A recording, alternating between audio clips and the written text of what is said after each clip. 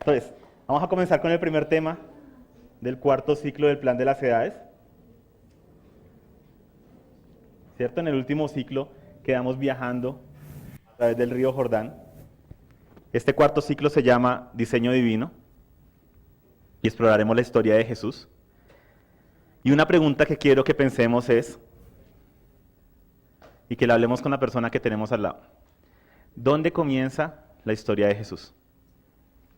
Otra pregunta que quiero que le preguntes a la persona que tienes al lado: ¿qué es el Evangelio exactamente? Dile que te lo diga, ¿qué es el Evangelio? ¿Cuáles son las buenas nuevas? El Evangelio son las buenas nuevas y las buenas nuevas son el Evangelio. ¿Qué avispado? La pregunta que vamos a explorar en esta tarde, entre otras, y en este ciclo, entre otras preguntas, es: ¿dónde comienza la historia de Jesús? Para muchos la historia de Jesús comienza en la cruz, cuando murió por los pecados de nosotros, y no solo por los nuestros, sino por los del mundo entero. Muchos creen que la historia de Jesús comienza en la cruz y hacen de su sacrificio el centro de todo. Es así como toman a Jesucristo como un medio para acercarse a Dios, un medio para ser salvos, ¿cierto? Como un medio y no como el fin de todas las cosas.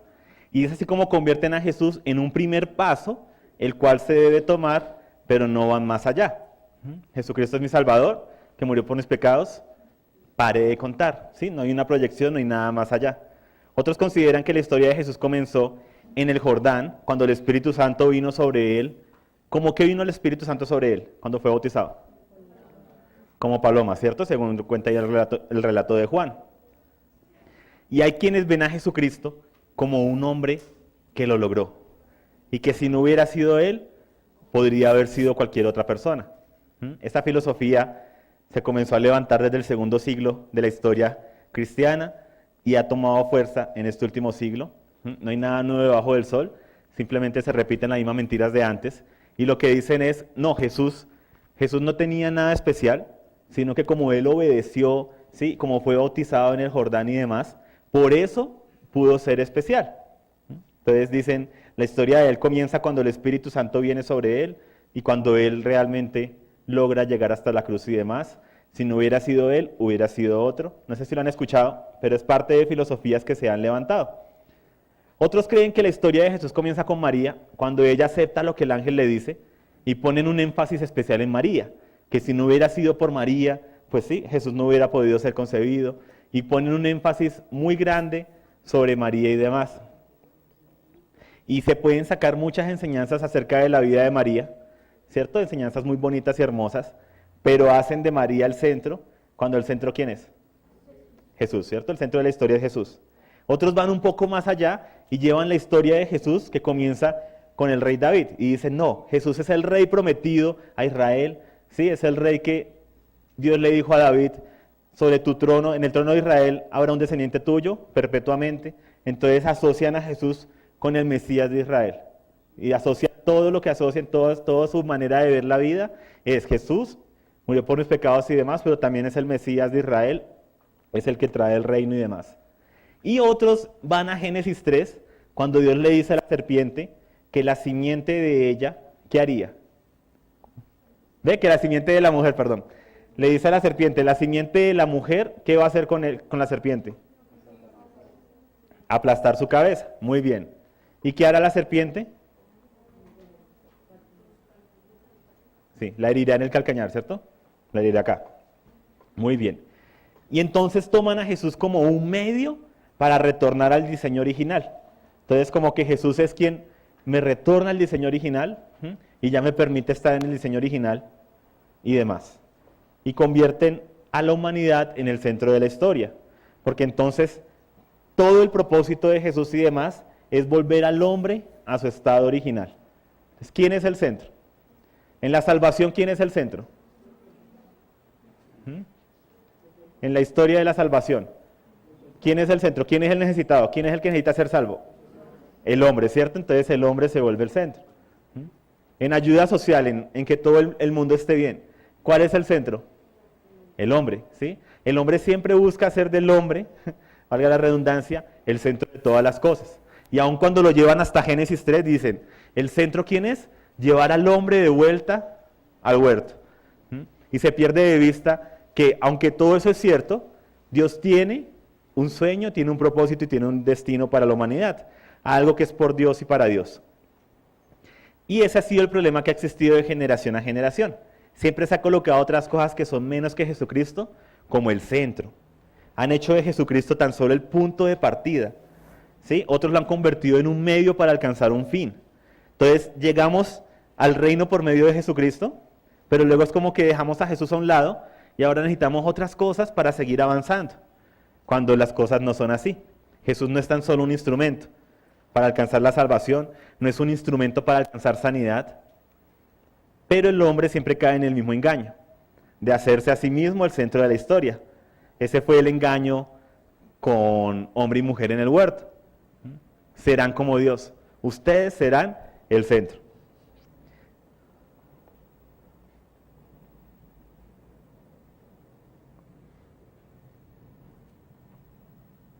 Entonces, ¿dónde comienza la historia de Jesús?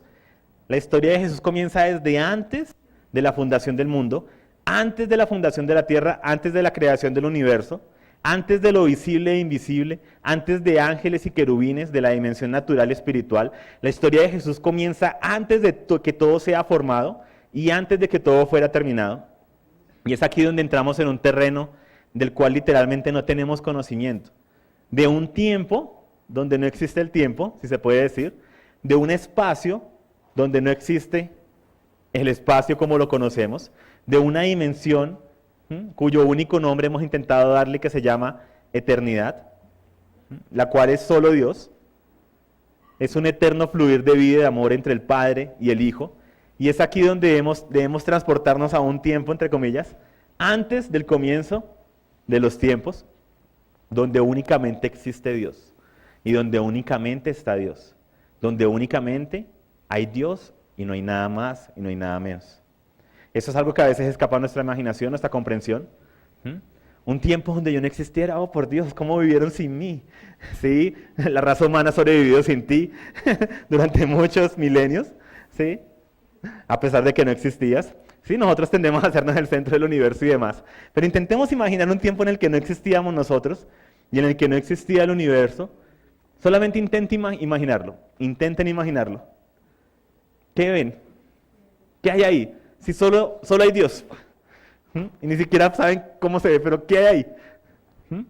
Hay todo y al mismo tiempo no hay nada, ¿cierto? O sea, porque no hay objetos, no está el universo. ¿Qué hay ahí? Está el Padre y está el Hijo. Lo ocupan todo. ¿Cómo lo ocupan todo? O sea, ocupan eternidad, eternidad, eternidad. No hay dimensión de tiempo ni de espacio. Y ahí es donde nos damos cuenta que no hay nada antes que Él y no hay nada más allá de Él. Y por eso es que el apóstol Juan en Juan 1:1 dice, en el principio era el verbo era con Dios y el verbo era Dios. Sí, Él nos transporta ¿hasta dónde? Hasta Dios, ¿cierto? Y nos dice, ¿Jesús de dónde viene? De Dios.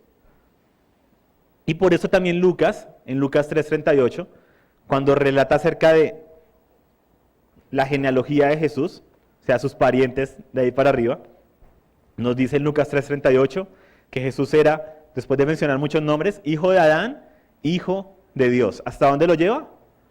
Hasta Dios, ¿sí? El origen de Jesús es celestial. Así que, ¿de dónde viene Jesús? De Dios. Y en misterio de misterios, Jesús es Dios. Por medio de Él todo fue creado. Y eso es un gran misterio. Porque en Él estaba la vida y la vida era la luz de los hombres. Muy bien. Y ahí en la eternidad, antes de la formación del primer átomo, antes de neutrinos, de fotones, de protones y demás, antes de quarks y demás, en la eternidad, siendo Dios el único y siendo Dios lo único, ¿sí lo pueden ver? No hay nada más. Dios tiene un sueño. No tiene sueño, tiene un sueño. Dios siendo autosuficiente, ¿sí? Él lo ocupa todo, Él lo es todo, mejor dicho, siendo el todo en todo, siendo lo único, es ahí antes de toda la formación de todo, no hay ángeles, no hay nada. ¿Sí? Él tiene un sueño y es ahí donde Él decide, donde nace el sueño de formar un hogar donde habitar, nace el sueño del anhelo por una familia, ¿cierto? Y nace el sueño por una amada, una contraparte para el hijo. Es ahí donde el padre ama tanto al hijo que quiere extender ese amor a muchos más. Pero ¿qué hay en ese punto donde estamos? ¿Qué es todo lo que hay? Si yo viajo para donde viaje, si es que puedo porque no hay dimensión de tiempo y espacio, ¿qué hay ahí? ¿Solo está quién? Dios. ¿Cierto? Donde me transporte lo que sea, ¿solo está quién? Dios. Entonces el Padre tiene tanto amor para dar y quiere darlo de tal manera, pero ¿quién es el único que está ahí? Él mismo, ¿cierto? Está el Hijo y el Padre. Y no tienen dónde depositar ese amor sino en sí mismos. Y hay un continuo fluir de eternidad. Muy hermoso, muy bello, no necesitan a nadie más. Pero son los únicos, no hay nada más y no hay nadie más. Y es ahí donde nace el anhelo por tener una contraparte para Jesucristo. El soltero número 1 del universo, Jesús. Si no eres tú, lo siento. Es Jesús, muy bien. Dile que está a tu lado si es un hombre, no eres tú. Bájate de la nube, es Jesús. Muy bien. Tiene el sueño de tener una amada, una esposa que sea esencia de su esencia, sobre la cual volcar toda su presencia, su amor sin medida, y que sean partícipes de ese intercambio de vida y de amor que de eternidad a eternidad se vive en Dios. Y es ahí donde debemos partir. Quiero que lo puedan ver. ¿Cómo hace el Hijo para amar al Padre en la eternidad? ¿Puede tocar un instrumento? ¿Puede leer la Biblia? Hay simplemente un fluir, ¿cierto? De vida y de ¿qué? De amor. Y es ahí donde Él nos quiere llevar, a lo más puro y a la esencia. Dios, que es amor, no se quiere quedar con todo ese intercambio de vida y amor, ¿sí? Que existe tan perfectamente en el centro del mismo. El amor no busca lo suyo, no es orgulloso, no es egoísta. Y es por esto que en un acto de amor y de pura gracia, Dios decide que quiere compartir su amor infinito, eterno, inmortal, con muchos más. Pero hay un inconveniente. No hay nadie más. Dios es único y literalmente el único. Al igual que el hombre en el huerto, en algún punto de ese fluir de eternidad, Dios dijo, no es bueno que Dios esté solo. Y ahí comienza Dios a soñar. Y al hacerlo ve todo lo que pasaría. Él sueña con extender su amor eterno a otros y de repente ve todo lo que pasaría. Ve cómo Él crearía toda una dimensión espiritual, toda una dimensión natural que iría intercalada con ella. Vería la creación de ángeles, de querubines y demás. Vería la creación de estos seres llamados humanos. Vería todo eso. Vería cómo uno de esos querubines lo traicionaría y tendría que ser echado fuera. Vería luego al hombre y a la mujer, ¿sí? En el huerto, hermosos e inocentes, pero vería también luego cómo ellos desobedecerían a su voz. Los ve tomando el fruto del árbol del conocimiento del bien y del mal. Ve cómo el primer hijo del hombre acribilla a su hermano. Y es así como la tragedia y la trágica historia humana pasa delante de los ojos de Dios sin siquiera haber creado nada, ¿sí? Viéndolo, conociéndolo, sin siquiera haber formado nada, ya sabiendo de antemano, porque es Dios eterno, ¿cierto? Ya sabiendo de antemano ve pasar toda la historia de la humanidad, ¿sí? Ve todo lo que los demonios hacen, ve el peor día de todos los hombres, ve tu nacimiento, ve lo feo que serías, ve todas esas cosas, ¿sí? Te ve crecer, que te vas poniendo ya más bonito, ¿sí? Ve el egoísmo desarrollarse en ti, ve aquellas áreas oscuras y tenebrosas que te avergüenzan, ve tu pecado, ve tus hechos pecaminosos, ve cuando entras al baño a hacer cosas, ve todas esas cosas, ¿sí? Ve aquella relación que estuviste y que no debiste haber estado, ve todas esas cosas, todo lo ve pasar, todas, cada una de esas cosas. Ve tus pensamientos más retorcidos, ve tus anhelos más egoístas, ve tus peores decisiones, ve tus peores pecados, todos tus hechos, buenos y malos, todo pasa delante de sus ojos para cada uno de nosotros. Todas tus derrotas, tus victorias, ve tu peor día. Y al hacerlo, ve una colina cubierta de tinieblas y en ella un madero en el que cuelga él mismo. Ve la historia humana pasar delante de sus ojos, ve guerras y muerte, ve violaciones, ve torturas, también ve personas haciendo lo bueno, ve personas ayudándose entre sí, ve luces de esperanza entre ellos, ¿sí? Y va avanzando toda la historia de la humanidad delante de sus ojos. Y ve todo hasta el final. Y en ese punto ve algo muy hermoso. Ve una ciudad hermosa, ve una familia enorme de hijos e hijas, vestidos de blanco, puros, sin mancha y sin arruga. Ve generaciones enteras que la componen, incluso aquellos que muchos decían, ese nunca va a ser parte de la familia de Dios, están todos ahí al final. Aquellos que sufrieron ahora están llenos de gozo, sus lágrimas han sido limpiadas. Ve a todas estas personas delante de él, una gran familia, y ve una hermosa novia, sin mancha, santa y sin arruga, ni cosa semejante, y ve cómo se hace uno con ella. Un santuario, una familia y una esposa, y te ve a ti vestido de blanco, todo tu pasado oscuro hecho limpio, todo lo negro hecho limpio, arrojado al fondo del océano más profundo, y te ve puro, blanco, sin mancha y sin arruga y sin cosa semejante. Ahí ve a su Hijo Jesús, y cuando te ve a ti, ve que has sido formado a la imagen de el Hijo, que ha sido pulido a su imagen. Y ve todo eso. De repente de nuevo ve una colina y una cruz, un madero, las tinieblas cubriendo todo en aquella fatídica tarde, la comunión eterna, ¿sí? ¿Qué hay en la eternidad? ¿Quiénes están únicamente? Padre e Hijo, ¿sí? Por toda una eternidad, intercambio de amor. Y él ve en una colina, se rompe esa conexión entre el Padre y el Hijo. Y ve todo esto antes de crear nada. Y ve tu peor día y ve todo lo que ha de pasar. ¿Sí? Ve a esta vasta familia de hijos e hijas recibiendo ese amor eterno sin medida. Ve a esa novia recibiendo ese depósito de amor eterno y sin medida. Ve la felicidad, el gozo en las caras de millones de personas al ser partícipes de la naturaleza de Dios y del amor de Dios. Ve las lágrimas de felicidad. Ve el amor que emanan sus hijos para con sus padres. Ve todo esto y dice, vale la pena. Y es así como en el consejo de la deidad, el Padre y el Hijo amaron a la humanidad antes de siquiera crearla. Nos amó antes de siquiera ¿qué? Formar el primer ángel.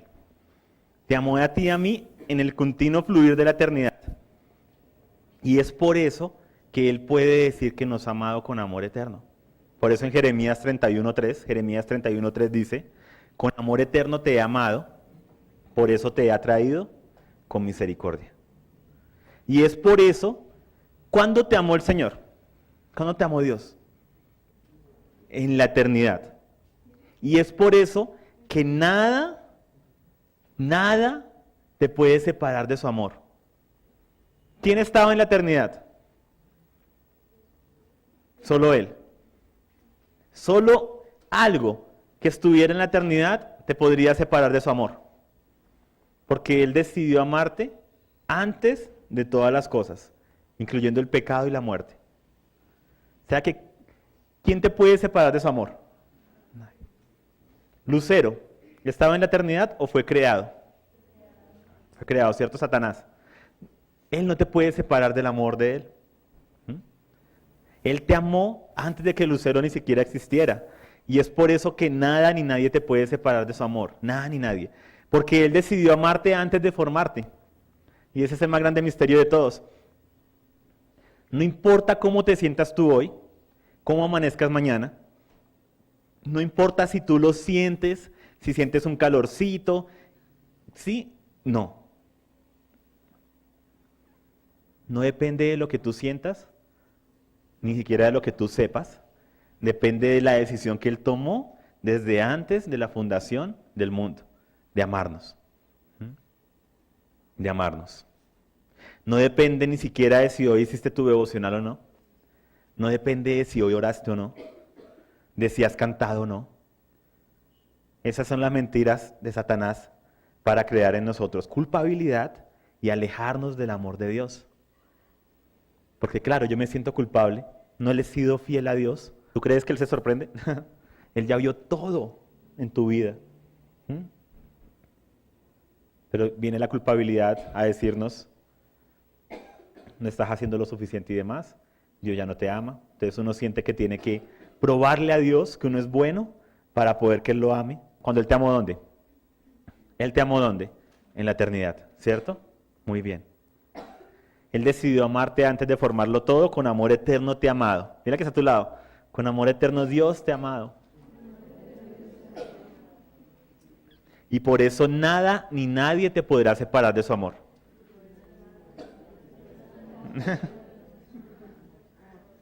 Amor. Nada ni nadie te podrá separar de su amor. Porque la única manera en que te separen de su amor es que vayan hasta la eternidad pasada.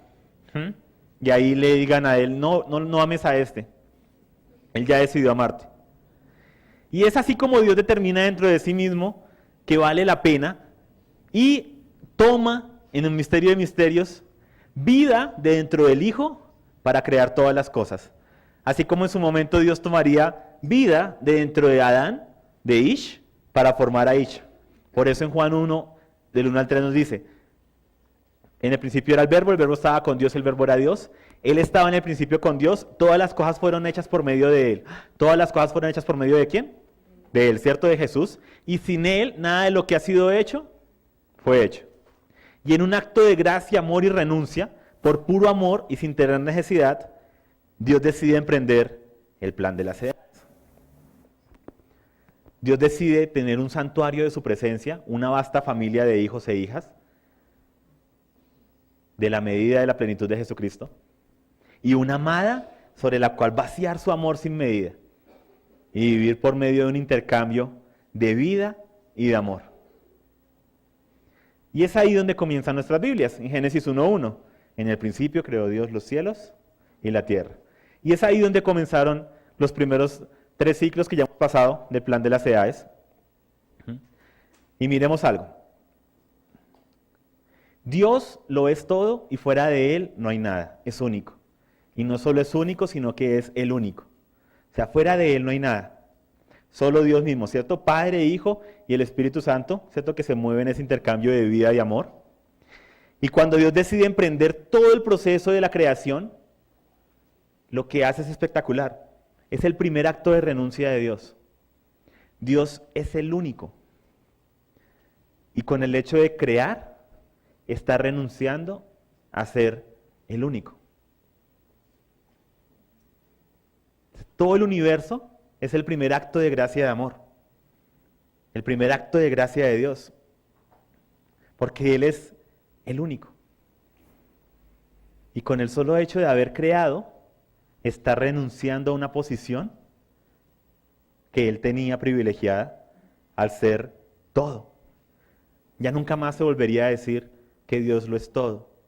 De ahí en adelante se diría, Dios es el todo en todos, que es lo que dice Pablo en sus Biblias. Dios es el todo en todos. El primer acto de renuncia es la creación misma. Dentro de sí mismo Él crea, si Él no se mueve a un lado porque no es como que hay espacio. Dentro de sí mismo está el universo y demás, todo eso lo exploramos en los primeros ciclos. Y ya no es únicamente el eterno Dios y nada más, ni nadie más. Ahora hay toda una serie de dimensiones visibles e invisibles. Hay toda una serie de especies de vida, de todo tipo. Hay ángeles, querubines, ¿cierto? Hombres y demás. Dios renuncia a su posición de ser todo, de ser el único, y lo hace por una sola razón, por amor.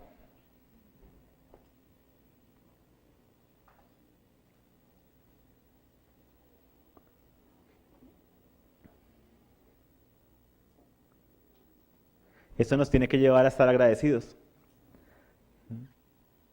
Porque el solo hecho de que el universo esté es un acto de gracia de Dios. El solo hecho de que nosotros estemos aquí es un acto de gracia y de amor de Dios. Porque Él no tenía por qué haber creado las cosas. ¿Sí la ven? Su primer acto de gracia y de amor fue que renunció a ser el único. Nosotros a veces vamos donde Dios y le exigimos cosas, ¿por qué esto? ¿Por qué lo otro? Y no caemos en cuenta todo el sacrificio que Él ha hecho, empezando con la misma creación, donde Él dejó de ser el único. Ahora hay toda una serie de seres, ¿sí? Viviendo dentro de él, unos más bonitos que otros. Mira que está a tu lado, a ver en cuál encaja, no mentiras. ¿Por qué? Porque el amor lleva en sí mismo la renuncia, es algo natural. Cuando tú amas, tú renuncias a ciertos gustos, a ciertos hábitos, a cierta manera de hacer las cosas. El amor nunca es egoísta. Cuando uno ama, uno termina haciendo cosas que no se imaginaba porque la otra persona le gustan. Cuando una pareja se ama, se van a servir mutuamente y demás, sin que sea algo obligatorio. El amor los va a llevar a eso. El amor no es egoísta. El caso es que avanzan esos 3 primeros ciclos y ahora llegamos a este 4.º ciclo en nuestra línea del tiempo. Estamos alrededor del primer siglo del calendario gregoriano, hace unos 2000 años, y acontece algo en los cielos. Y está a punto de darse uno de los eventos más asombrosos en toda la historia de la humanidad, cuando el eterno Dios se hace humano. Hay conmoción en los cielos, quiero que lo puedan ver, utilicen su santa imaginación. ¿Cómo se imaginan los cielos? Una nube y un ángel tocando arpa, bueno, no sé, si es así como te lo imaginas, imagínatelo. ¿Sí? ¿Dónde está el trono? Imagina el trono de Dios, imagina los ángeles ahí, imaginen cómo imaginen esa dimensión celestial. Véanla, como quiera que ustedes la vean, pídanle al Espíritu Santo, ¿cómo es esa dimensión? Y empiecen a verla, empiecen a visualizarla, porque quiero que se ubiquen ahí para que vayan escuchando y vayan viendo lo que voy a decir. Quiero que vean cómo en el trono se acercó un ángel llamado Gabriel y está ahí el rey, Jesús, en el trono y le hace un encargo muy especial.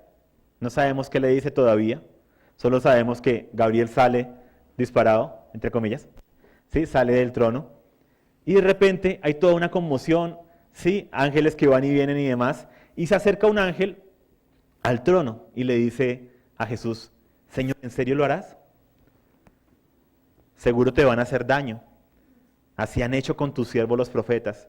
Recuerda que a Zacarías lo mataron en el templo. De seguro sufrirás mucho e incluso llegarán a matarte. Hay silencio en los cielos por un momento. Jesús levanta su mirada, ojos como de fuego, cabellos blancos y resplandecientes, ¿sí? Su vestidura no puede ser mirada directamente, ¿sí? Sus pies como bronce, ¿sí? Firmes, su boca como espada, porque todo lo que dice es verdad y demás. Sus palabras firmes, y en un tono siempre misericordioso le dice a este ángel, Miguel, yo tomé la decisión de hacerlo desde antes de siquiera llamarte a existencia. Yo decidí por ellos desde antes de formar todo y antes de acabar todo. Tú me preguntas, ¿lo harás? Y yo te respondo, hecho está. Los cielos son conmovidos y en un acto que desafía la imaginación, no sé cómo harán ustedes, cómo el Espíritu se lo revelará,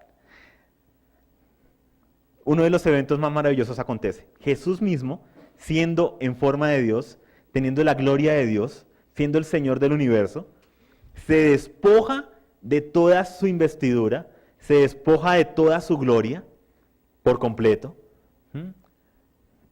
Lo brillante de las vestiduras le empieza a desaparecer. Su cabello empieza a adquirir un tinte normal. Sus ojos como fuego empiezan a adquirir un color normal. Todo su ser empieza a ser transformado. Y no solo eso, sino que empieza un proceso en el cual empieza a perder los años. ¿Sí? Empieza a convertirse hombre, joven, niño, bebé. ¿Sí? Empieza ese proceso en medio de una luz resplandeciente y demás, el misterio de misterios. Los ángeles caen de rodillas ante tal espectáculo. El eterno Dios deja a un lado el ser Dios como algo a que aferrarse por amor. Deja a un lado la gloria y la majestad y en misterio de misterios se hace completamente humano. No se hace parecido a un humano, ¿sí? No se hace como un humano, no es un espíritu que cogió un cuerpo humano. Se hace completamente ¿qué? Humano. Y de repente pasa el aliento de Dios, el Espíritu de Dios, y toma esa simple célula y se la lleva. Desaparece de los cielos. El eterno Dios se despoja de sí mismo y se convierte en hombre. Y mientras tanto, el ángel Gabriel, que lo vimos salir del trono, había sido enviado por Dios a una región llamada Galilea. Esta región es muy particular, queda al norte de la región de Palestina, tiene un gran lago que algunos llaman el Mar de Galilea, o otros lo llaman el Lago de Galilea. Es una región que ha sufrido mucho a través de los siglos por causa de las invasiones de varios imperios, entre ellos el asirio, babilónico y demás. Esta región, aunque hace parte de la tierra de los judíos, es de las más menospreciadas por los judíos que viven en el sur. Incluso decirle a alguien que es de Galilea es como decir que usted es de menos, ¿sí? Usted es menos, usted no vale lo que nosotros valemos, ¿sí?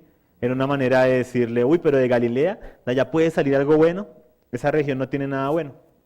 Y es muy interesante, es una región poco deseable a nivel del ente religioso de la época, ¿no? Y el ángel observa desde las alturas esa región, él ha visto tanto, ¿sí? Por ahí vio cómo las tropas romanas tomaron el control de toda esa región en algún momento, y en su momento dividieron toda la región en secciones. Y una de esas secciones es la que se llama Galilea. Y Gabriel, que es el ángel que está viajando y que estamos siguiendo, de repente sonríe al estar cerca a su destino. ¡Cuán curioso es Dios! La mujer que ha escogido para que sea su madre en la tierra no es habitante de la región más prestigiosa de Israel, que era Judea, sino que es habitante de una región menospreciada y vil, que es Galilea. Y como si fuera poco, lo envía a una ciudad llamada Nazaret, la cual era considerada como poca cosa por los mismos habitantes de Galilea. O sea, miren la imagen. Entre ellos decían, Galilea, ¿sí?, es lo peor. Y los mismos de Galilea, que les decían que era lo peor, decían, Nazaret, ¿sí?, la ciudad, es aún lo peor. Y Dios escoge, ¿sí?, esa región y a una mujer de esa ciudad para que sea su madre en la tierra. Qué chistosos son los hombres, pensaría Gabriel. Los judíos de Judea menospreciaban a los de Galilea, teniéndolos por menos, y los propios de Galilea menospreciando a los de Nazaret, que está en la misma región. En medio de todos estos pensamientos, Gabriel llega a la ciudad de Nazaret. Es una ciudad donde se encontraba una joven llamada María. Esta joven no podía estar más feliz. Hace poco se había comprometido con un joven llamado José. Él había ido hace pocos meses a su casa, había compartido una cena con sus padres y él había deslizado una copa que representaba el pacto a través de la mesa. Si ella tomaba de la copa, estaría diciendo, José, acepto casarme contigo, me guardaré para ti. Pero si ella le devolvía la copa, estaría diciendo, gracias por participar, mejor suerte el próximo año, esperaré a otro. Ella recordaba la cara de angustia de José mientras ella miraba la copa y nada que la tomaba, ella recordaría cómo lo hizo sufrir. Recordaría todos esos momentos que hacen reír a las mujeres cuando nos hacen sufrir y demás. Nada. Sabiendo el amor que sentían. Finalmente ella tomó la copa, le estaba diciendo a él que sí, que ya no buscaría otro, no esperaría otro, se guardaría para él. Ella sonría al recordar cómo sudaba José al ver que ella se tomó su tiempo para tomar esa copa. José era uno de los descendientes de David, pero cómo lo hizo sufrir ese día, hasta que finalmente ella tomó la copa y cómo ella aceptó guardarse únicamente para él y él aceptó guardarse únicamente para ella. José había partido para preparar una morada donde pudieran vivir, era la costumbre, y donde pudieran consumar su matrimonio. Estaban ya comprometidos y desposados, pero aún no se habían casado. Ya estaban comprometidos de uno para el otro. Y ella estaba santificada para él, es una palabra que utiliza la Biblia, sí, que quiere decir que estaba apartada para él, guardada completamente para él. No miraría a otro hombre y él no miraría a otra mujer. Se conservarían puros el uno para el otro y en unos meses o un año lograría ya terminar el hogar y demás y podrían casarse.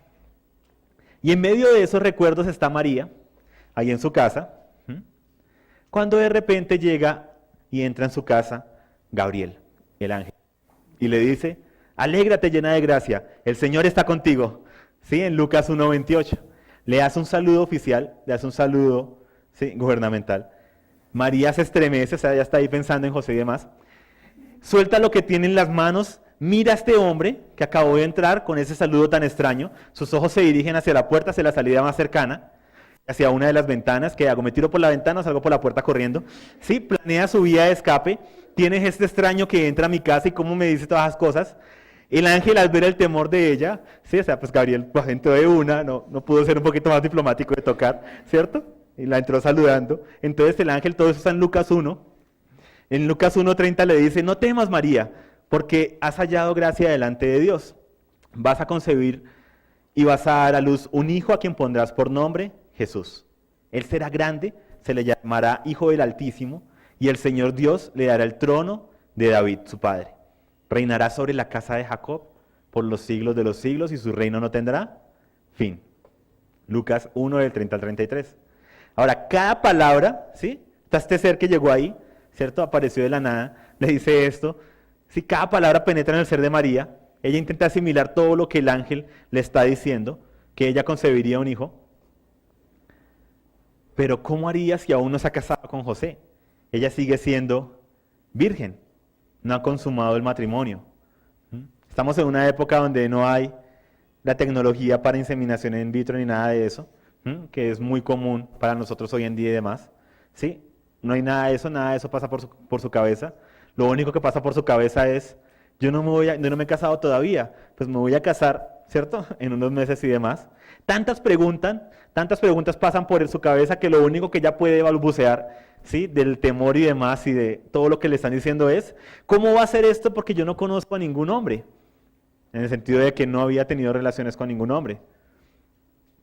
El ángel sonríe, María está hecha un manojo de nervios, imaginen la escena, y el ángel continúa, el Espíritu Santo vendrá sobre ti, ese espíritu que tomó esa célula, y el poder del Altísimo te cubrirá con su sombra, por eso el que ha de nacer será santo y se le llamará Hijo de Dios. Mira también Isabel, tu pariente, ha concebido, es motivo de otra historia, en su vejez un hijo, que se llamaría luego Juan, y este ya es el 6º mes de la que se decía que era estéril, porque no hay nada imposible para Dios. ¿No hay nada qué? Imposible para Dios. María intenta asimilar todo lo que se le está diciendo el ángel que este hijo será hijo de Dios, no de un hombre, que se requiere que así sea para que el niño sea santo y se le haya de llamar hijo de Dios. Y esto tiene mucho sentido. Porque el pecado, ¿quién transmite el pecado de generación en generación? ¿El hombre o la mujer? El hombre. El hombre es el que transmite el pecado a la siguiente generación. Nazcan hombres o mujeres, todos nacen en pecado, ¿sí? Pero la simiente, ¿sí? Esa raíz del árbol del conocimiento del bien y del mal, esto lo vimos en el 2.º ciclo, entonces no voy a profundizar mucho, la transmite el hombre. Entonces, ¿por qué se requería que no naciera de un hombre Jesús?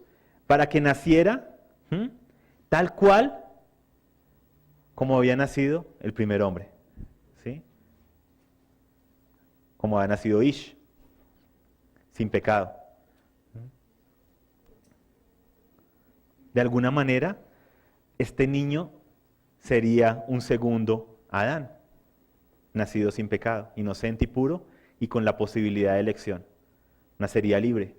Podría elegir no pecar o podría elegir hacer como hizo hombre y mujer en el huerto y pecar. Pero tendría la posibilidad. Nosotros no tenemos esa posibilidad cuando nacemos.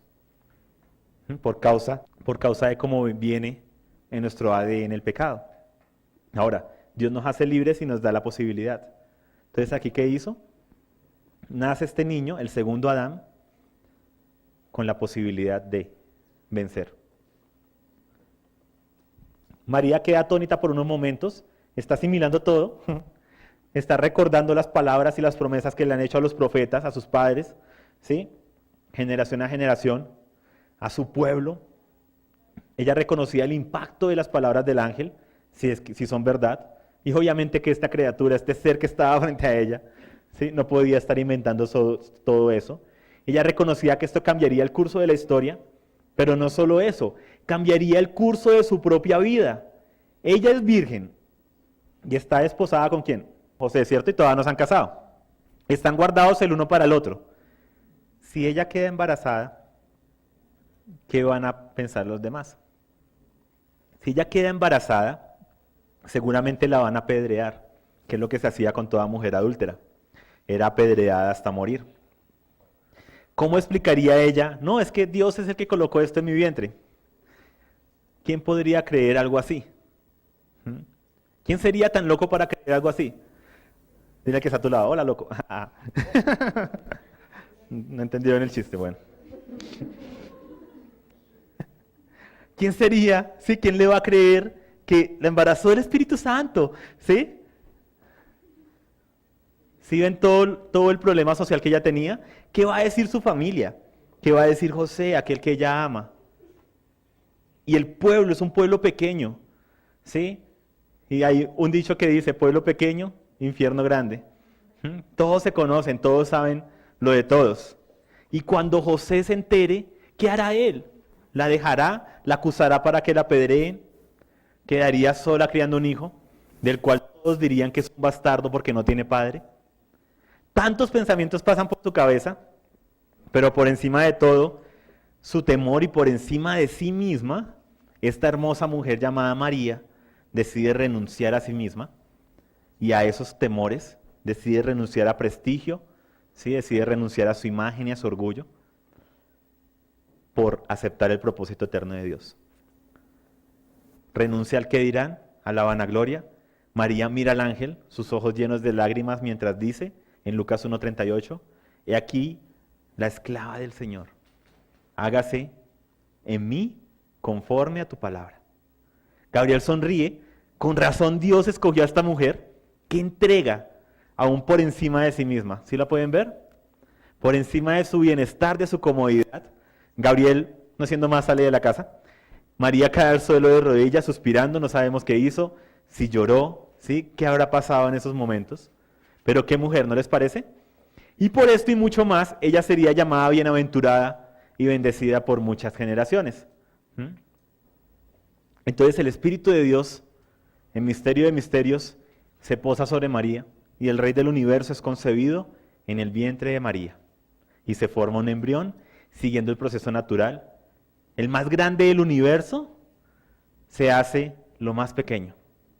Se despoja de gloria y majestad y asume la posición más pequeña y más frágil.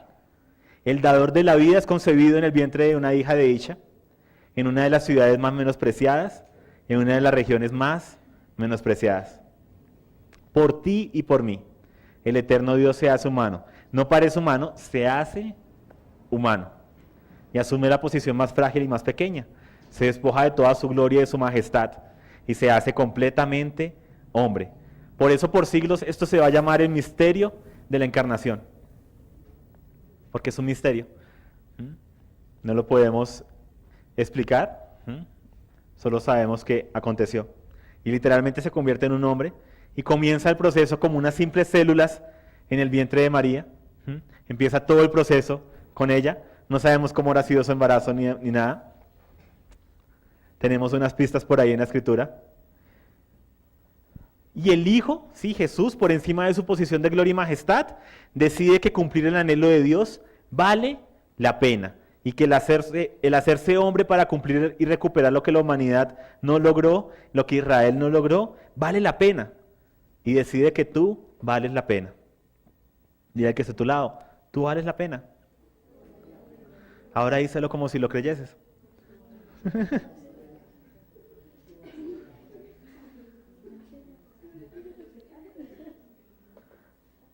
Por eso Pablo dice en Filipenses 2:5-6, hayan ustedes la misma actitud que hubo en Cristo, el que aunque existía en forma de Dios, no consideró el ser igual a Dios como algo a que aferrarse.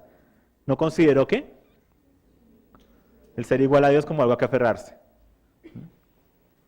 ¿Cuál fue el primer acto de renuncia de Dios? La creación, ¿cierto? Dejó de ser el único. Segundo acto de renuncia de Dios, volverse hombre. Se despojó, ¿cierto?, de ser igual a Dios Jesucristo, misterio de misterios, y se hizo hombre. O sea, Jesucristo no se sacrificó en la cruz. Su sacrificio, ¿sí?, se dio cuando Él se despojó de su gloria y se hizo un mero mortal.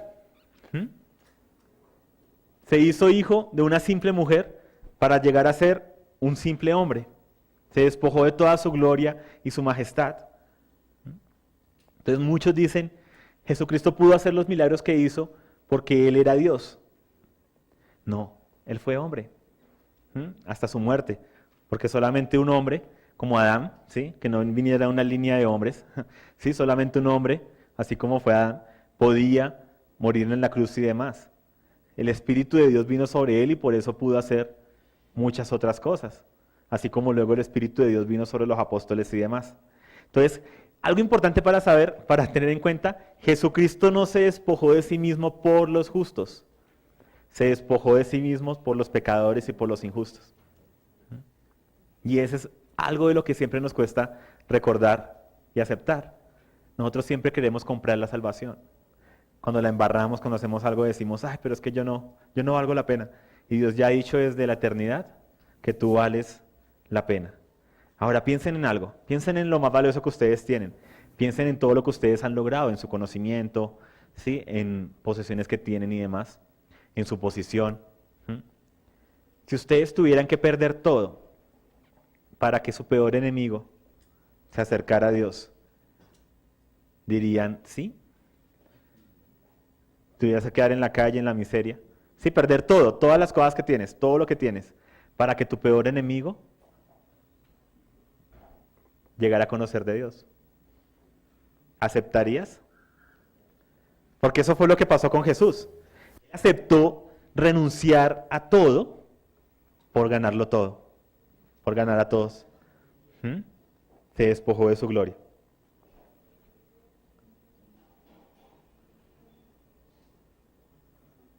Ahí tenemos un embrión. Jesucristo es el árbol viviente y el árbol de la vida que se encontraba en el huerto. Eso lo vimos en el primer ciclo. En el ADN de Dios está escrita la renuncia.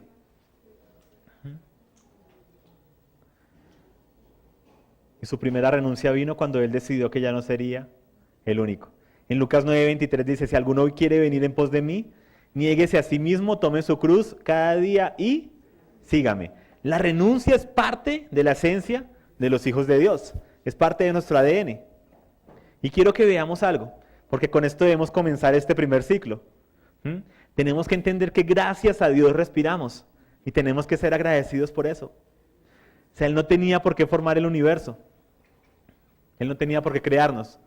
Nosotros estamos aquí porque hay todo un plan y demás, y porque Él decidió dejar de ser el único, y porque luego Él decidió despojarse de sí mismo. Y algo muy interesante, Él renuncia a todo por amor, a pesar de que nosotros no lo buscáramos. Dios siempre es el que nos busca. Pero así es el amor. Busca a pesar de.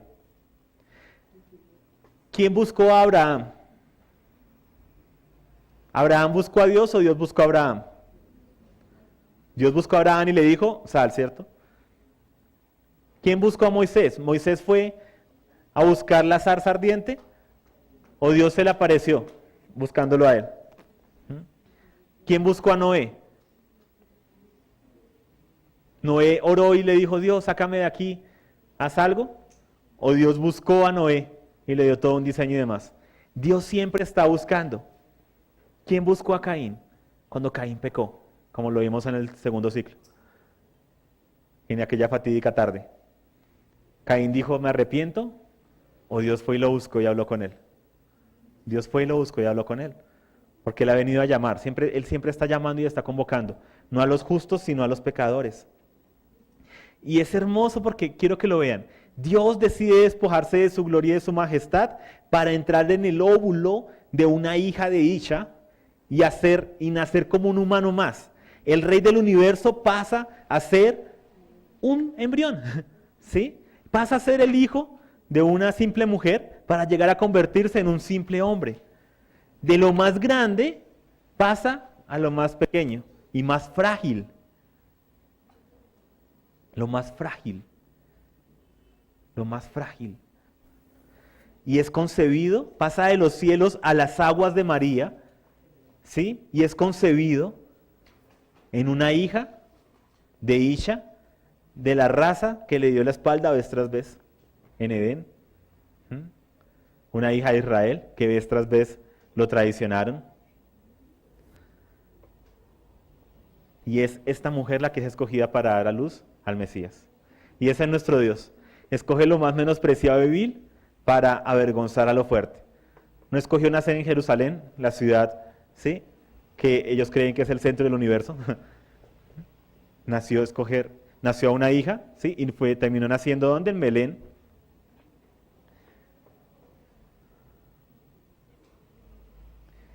En Génesis 3:15 dice, pondré enemistad entre tú y la mujer, y entre tu simiente y su simiente. Y aquí la simiente de la mujer es ¿quién?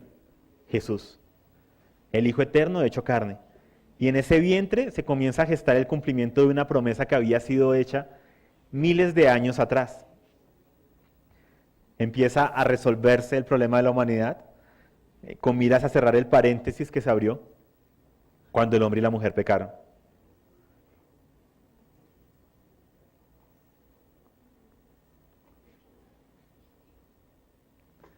Ahora, la creación anhela tanto ese momento en que Jesucristo fuera manifestado, a tal punto que aún las estrellas marcan ese momento. Recuerden en Génesis 1:14, que fue lo que vimos en la miniserie de Cronos, dice, haya lumbreras en la expansión de los cielos para separar el día de la noche, y sean para señales y para estaciones, y para los días y para los años. Esa palabra para estaciones es la palabra moed, que significa tiempos designados, ¿cierto? Los tiempos designados por Dios. Entonces está diciendo Dios, los astros, las estrellas y demás, además de todo, sirven para marcar mis tiempos designados. Todo eso los que no lo han escuchado lo pueden escuchar en el tema de Cronos, en el plan de las edades.com, ahí está. Nos cuentan los evangelios, basado en esto, que un grupo de personas en Oriente vieron unas estrellas y por medio de eso supieron que había nacido el rey de los judíos. Y fueron a Jerusalén, porque es la cuna, ¿sí?, de los judíos. Fueron a Jerusalén a decir, ¿dónde está el rey que ya nació? ¿Y qué pasó cuando llegaron a la ciudad? ¿Qué les dijeron? ¿Quiénes recuerdan el relato? Todos quedaron, ¿qué? ¿Ya nació? ¿Cierto? No tenían ni idea. Y es muy triste. Jerusalén es el epicentro de la cultura hebrea, es donde está el templo, los sacerdotes, donde está todo. Tienen la ley, lo tienen todo, pero no tenían ni idea de los tiempos designados por Dios. No tenían ni idea de que su rey había nacido. Es ahí cuando todos van a explorar las profecías, van a buscar en los rollos, encuentran acerca de Belén, que debía nacer en Belén, que lo uno, que lo otro, que la Virgen concebirá. Aquellos que tenían todo, no tenían ni idea de lo que estaba pasando delante de sus ojos. Tenían solo la apariencia de religiosidad. Y así pasa con muchos. Tienen todo el conocimiento, todas las cosas, sus Biblias y demás, pero no tienen al Hijo. No tienen los tiempos designados por Dios. No viven en función de lo que Dios está haciendo. Y es casi 2 años después del nacimiento de Jesucristo, y gracias a unos hombres de otra región, que Jerusalén se entera de que ha nacido, ¿sí?, su Mesías, el descendiente de David. ¿Sí ven lo triste? A Israel Dios le reveló todo y le dio todo. Y desde que llamó a Abraham, todo el plan para bendecir a todo el mundo. Y aquí llegó el momento del cual ellos hacían las fiestas, con el cual hacían todo año tras año, y se lo perdieron. Porque estaba tan ciega en sí misma, estaba llena de corrupción, había corrupción en el sacerdocio y demás.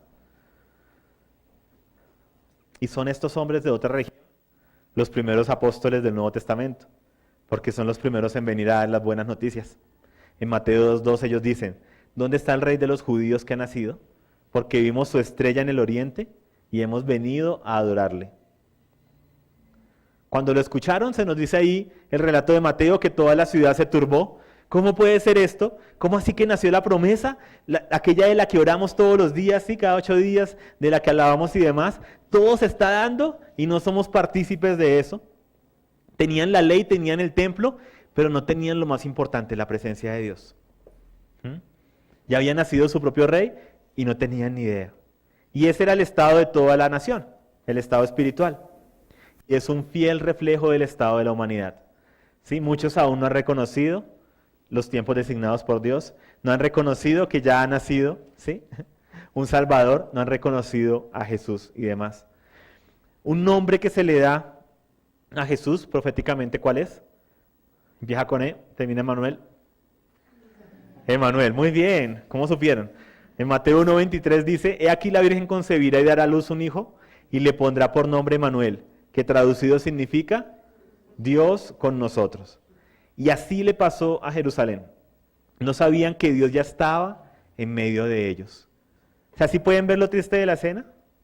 A veces es más fácil involucrarse en las cosas de Dios y perder de vista al Dios de las cosas, que no nos pasa a nosotros, que no te pasa a ti. Mira que está a tu lado, que no te pase a ti.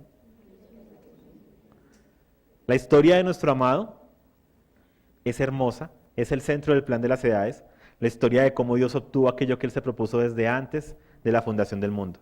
Cómo Dios te amó y a ti y a mí desde antes de la fundación del mundo.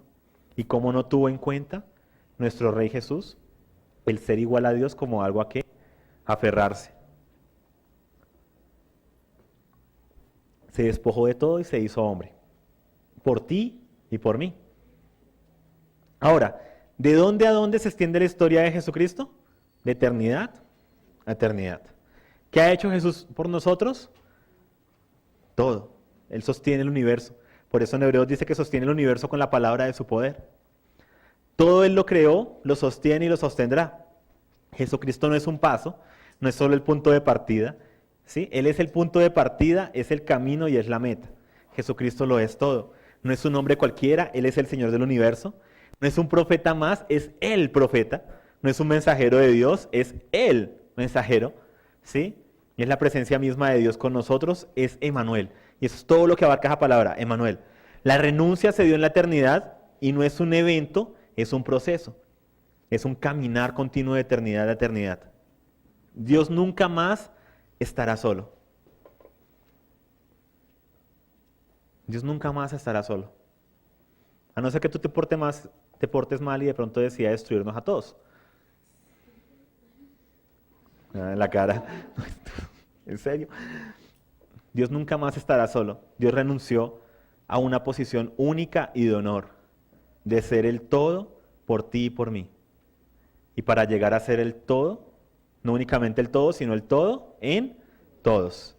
Vivamos agradecidos, asombrados y expectantes con esa realidad.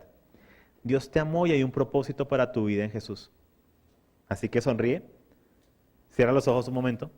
Sí, tómate un momento para pensar en esto. ¿Qué implicaciones tiene esto para tu vida y para los de tu alrededor? Que Jesús, que Dios haya hecho todo esto antes de la fundación del mundo, que te ama desde la eternidad a eternidad y que no eres producto del azar. Hay diseño y propósito para tu vida. No creas las voces que vienen a decirte que Dios no está contigo. El amor de Dios ha sido depositado en nuestros corazones y el Espíritu de Dios habita en nosotros.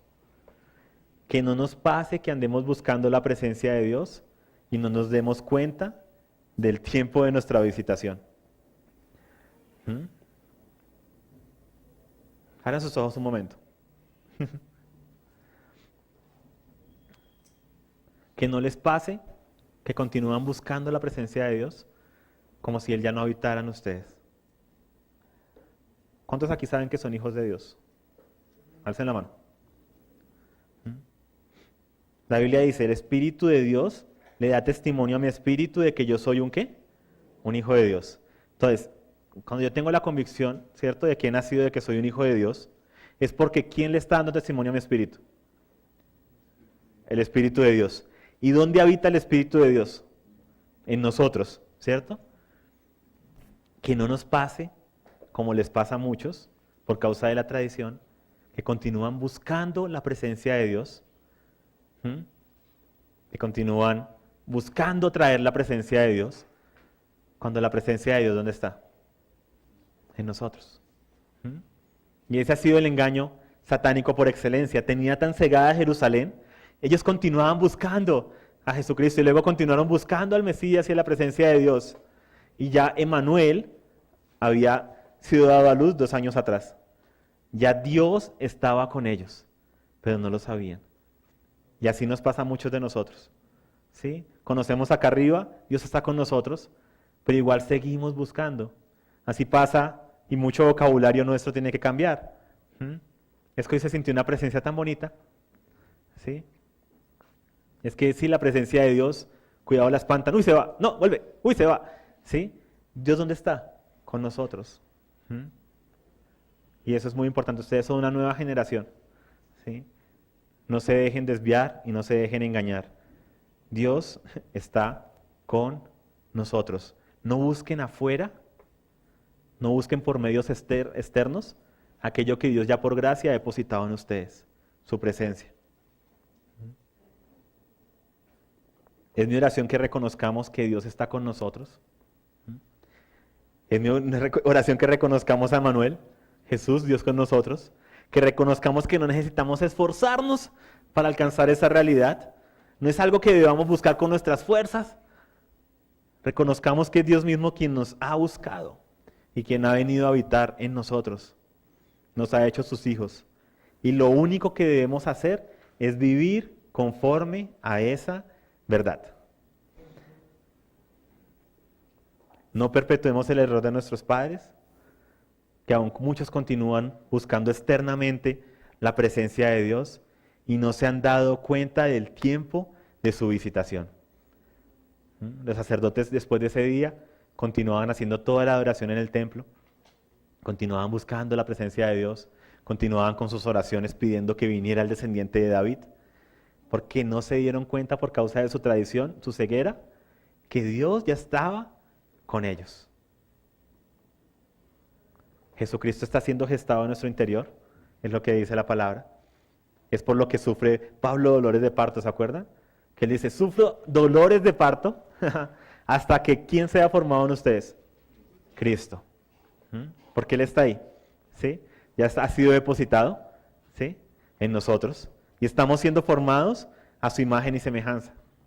Entonces no sigamos buscando afuera a aquel que está siendo formado en nosotros.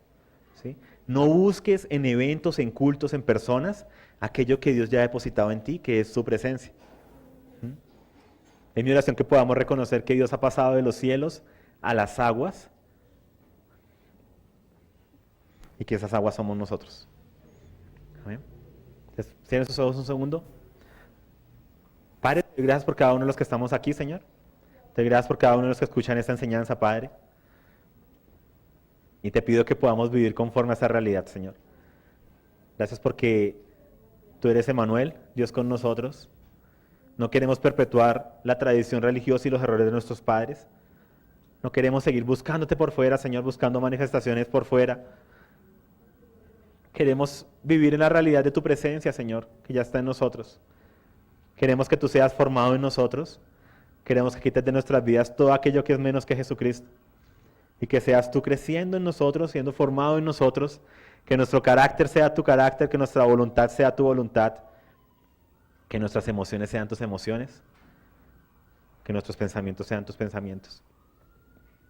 Que seas tú siendo formado verídicamente en nosotros.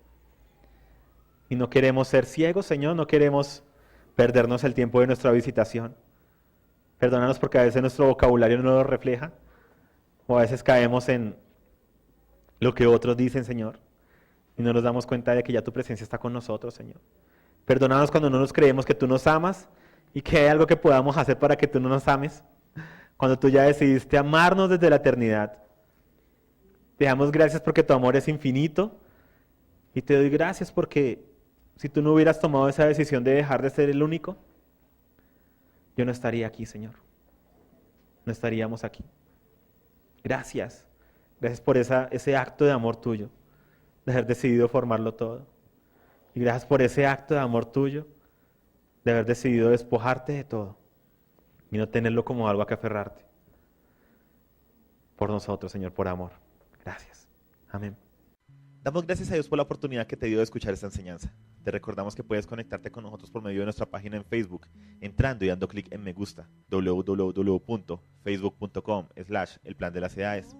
También te invitamos a descargar las enseñanzas en formato MP3 desde nuestra página web, elplandelasedades.com. Ahí también encontrarás nuestro blog. Te invitamos a leer los artículos que publicamos periódicamente, totalmente gratis. Puedes entrar por medio de vivimosparati.com. Y si aún no conoces nuestros miniclips, te invitamos a hacerlo entrando a miniclips.elplandelasciudades.com. Por último, te invito a que nos sigas en Twitter. Nuestro usuario es @vivimosparati. Hoy más que nunca levantamos un clamor por una generación que viva lo que cree. El caminar con Dios no se trata de hacerlo partícipe de nuestra historia. Se trata de que Dios nos hace partícipes de su historia, porque todo fue creado por Él y para Él. A Jesucristo sea toda la honra, el honor, la alabanza y el poder, por los siglos de los siglos.